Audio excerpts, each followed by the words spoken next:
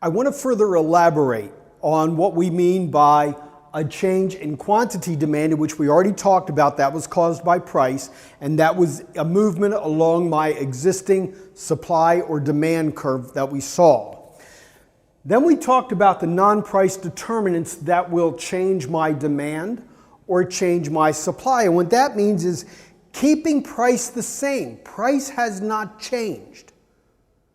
Therefore, because of that, my demand curve, given these criteria, can either increase, which is a movement to the right away from zero, or decrease, a movement to the left, pushing it closer to zero. And I hope you can see up here I have to the right is away from zero, to the left is closer to zero. Or a change in my supply. A change in my supply would be a movement of my supply curve to the right, which would be away from zero, or a movement of my supply curve to the left, which would be closer to zero, which would push them over. These are the things that will do this. A change in technology. You use an axe to get your wood for your lumber yard. And what happens now is that you now use, and you can only cut down 10 trees, keeping the price of lumber at, let's say you provide trees to lumber companies, and you can cut down 10 trees a day and they pay you $100 a tree. Now that you have a chainsaw, keeping price the same, which is $100, you can now cut down 20 trees a day. So therefore, because of the technology, the change in technology, your supply curve increased at each price, keeping price the same. At $100 a tree, you cut down 10. Now, because of a change in technology, you can cut down 20 trees. Globalization. We said earlier, it affects demand. The demand for cement because of China has gone up, and therefore what happens is that it is a movement to the right, away from zero. What happens here is closer to zero. In the United States, although we still have a lot of people smoking, since we've come out with some of the new information about smoking, the demand for tobacco products has gone down. Not enough though. Change in financial markets. If interest rates come down or go up, let me use that. If the interest rates go up, you as a supplier of widgets would be less likely to buy a widget maker, and therefore your supply of widgets will go down. Your demand for widgets, your demand for cars if interest rates go up, your demand for automobiles, for large ticketed items, refrigerators, homes, cars, what have you, would also go down. Change in raw materials. If the price of oil, we're talking about oil, it's one of the hot topics today, we're talking about oil. If the price of oil goes up, which is considered a raw material, it is used to make goods and services. If that goes up, my supply of goods will go down because now it costs me more. Change in tastes. Years ago, I'm going back 30 or 40 years ago, when we had the first influx of video games, we had a game called Donkey Kong or what have you. Well, people don't want to play that anymore. Why? Because it's not technologically up to date, if you will. They have 3D animation, they have a whole bunch of things. So they're a change in taste. The demand for Donkey Kong has gone down. It's actually zero now. I guess that's a bad example, but you get the point. I did want to go over one final aspect with demand and supply, and that is to show you the idea of what happens to the curves when we do that. Let us assume for a moment that we're going to take a look at graph A,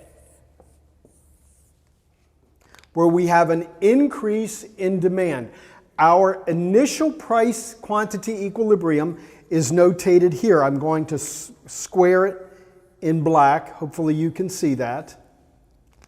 And let us assume that this is the, we've already been saying about child-proof, C-H-I-L-D, sorry about that, child-restrained seats.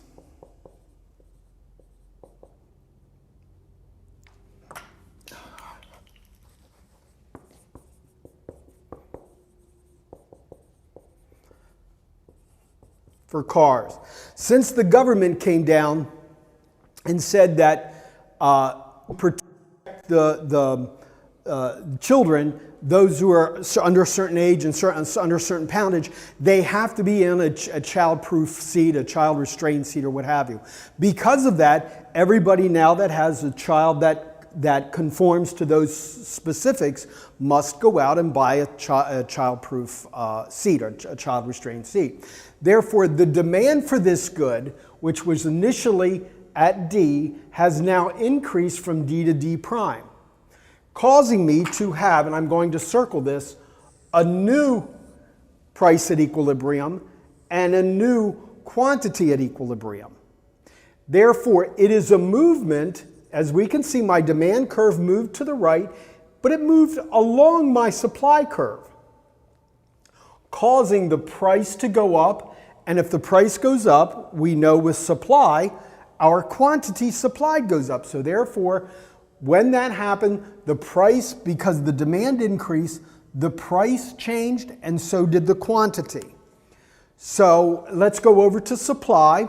Let us assume for a moment that our supply increased for some particular reason. Let us assume because of technology. Go back to our lumber, you provide trees to a lumber mill, and because you now have a change in technology, you were providing, keeping the convention the same, quantity QE trees for a price of PE, price at equilibrium. But because of the change in technology, this caused my supply curve to move to the right. Now I can provide more trees at the same price. Because of that, it was a movement along my demand curve. So therefore, we know that if this happens, the price of the good goes down and the quantity goes up. If you see in any of your work that you're coming to a graph, draw the graph first. Draw the graph first. Do the market analysis. This is what we call market analysis. Then find out which of these is affected. Move that particular curve. In this case, I'm going to move the supply curve to the left. And just follow over. My price at equilibrium has gone up. My quantity has gone down. Price can only change through supply and demand. That's the way price changes. And through price changing, it is a change in this case, it would be a change in quantity. And this is a change in quantity also. So it's very important that we do that. So again, start from what you know. Draw the graph first, put in the market analysis. Determine which curve is affected given this information, this criteria, and then move that curve. 99% of the time, assuming you move the right curve, you're going to be right. Thank you very much. Have a great day.